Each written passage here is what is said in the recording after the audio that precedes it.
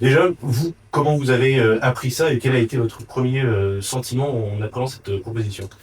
Eh bien, on l'a appris comme tout le monde au moment où la Commission a rendu public ce pacte pour la Méditerranée. Et notre première réaction est de penser que c'est évidemment une folie, qu'il faille trouver des moyens de coopérer de façon loyale, respectueuse, exigeante avec les pays qui entourent la Méditerranée. C'est évidemment une nécessité. Et notre but n'est pas de rompre les relations diplomatiques avec tous les pays que nous avons évoqués dans cette pétition. Mais une chose est la diplomatie, une autre est la politique universitaire. On ne peut pas mélanger les deux. Et surtout, on ne peut évidemment pas faire comme s'il était neutre ou anodin d'inclure dans Erasmus des pays qui sont totalement instables comme la Libye, qui sont menacés par l'islamisme comme la Syrie, ou bien évidemment les territoires palestiniens, voire des pays qui sont ouvertement hostiles aux intérêts d'États européens importants. Je pense bien sûr à l'Algérie. Quand l'Algérie refuse aujourd'hui de reprendre ses ressortissants qui sont en situation irrégulière sur le sol français, comment comprendre, comment comprendre que la Commission impose de délivrer plus de visas à un pays comme celui-là?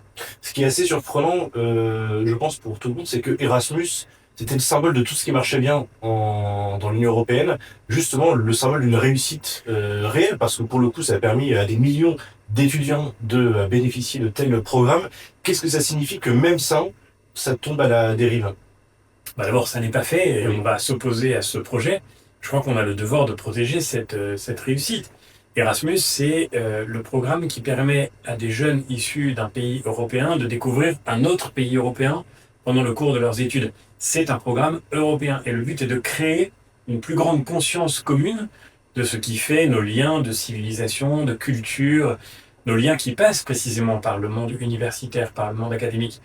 Mais justement, ce sont ces principes universitaires, ce sont ces valeurs de civilisation qui sont aujourd'hui en danger. Parce que si nous intégrons des acteurs universitaires de ces pays dont nous parlons à nos propres programmes, alors comment ne pas voir que nous commettons une forme de trahison contre les valeurs fondamentales?